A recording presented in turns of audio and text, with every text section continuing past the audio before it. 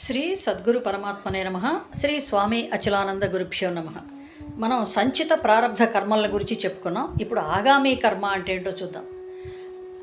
ఈ జన్మలో మనం తెల్లవారి లేచిన దగ్గర నుంచి నిద్రపోయే వరకు ఎన్నో కర్మలు చేస్తూ ఉంటాం.